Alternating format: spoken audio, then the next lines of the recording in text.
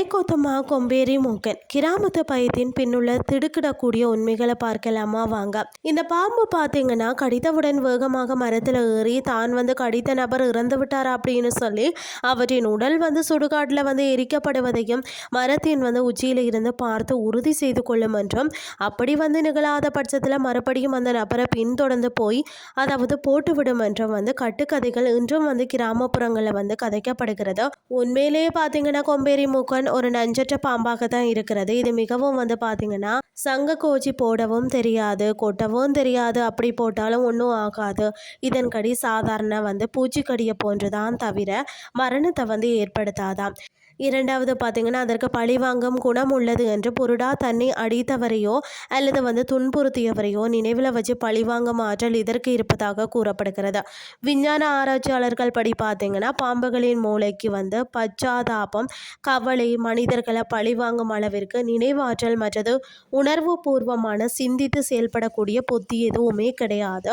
அது பாவம் இறை தேடக்கூடிய நேரத்தில் தனக்கு ஏதாவது ஆபத்து அப்படின்னு சொன்னால் மட்டும்தான் போடும் அல்லது ஓடும், வேறொன்றுமே அதுக்கு தெரியாது.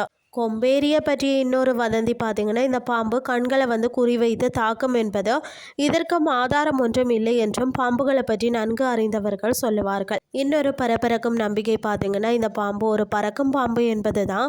இது ஒரு மரத்தில் இருந்து மற்றொரு மரத்திற்கு பறந்து செல்லும் திறன் கொண்டது என்பது ஆராய்ச்சியாளர்களால் அங்கீகரிக்க முடியவில்லை.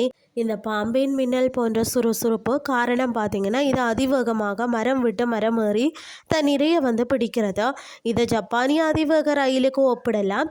அந்த ரயில் போல தான் முகம் நீண்டு கூர்மையாக கொம்பேரி மூக்கனுக்கு அமைந்துள்ளது. வேகமாக போகும் ரயில்களை கூட பறக்கும் ரயில் என்று தான் நாம் சொல்லுவோம். மொத்தமாக சொல்ல போனால் இந்த பாம்பு ஒரு பாவப்பட்ட ஒல்லி பிச்சான் பாம்பாகும். மனிதர்களை கண்டால் ஓட்டமாய் ஓடி மர உச்சிக்குள்ள ஏறி மறைந்து விடுமா. தற்காப்பு குணம் கொண்டது. இதுல வேடிக்கை என்னன்னு சொன்னா இந்த பாம்பினை பற்றிய வதந்திகளை மையமாக வச்சுதான் படம் எடுத்து பணமும் பார்த்து விட்டார்கள் சில பட தயாரிப்பாளர்கள். இந்த கட்டுக்கதையின் மூலம் பார்த்தீங்கன்னா கிராமத்து வதந்திகளில் இருந்து விடுபட்டு இயற்கையின் மீதான அறிவியல் பார்வையை பெறுவதன் மூலம் பாம்புகள் குறித்த தேவையற்ற பயத்தை முற்றிலுமாக தவிர்க்கலாம். இன்றைய கிறிஸ்டி உங்களுக்கு பிரயோசனமாக அமைஞ்சிருக்கும்னு சொல்லி நானும் நம்புறேன். இதே மாதிரி மற்றும் ஒரு கிறிஸ்டியின் வேலைக்கு உங்களை சந்திக்கிறேன். நன்றி.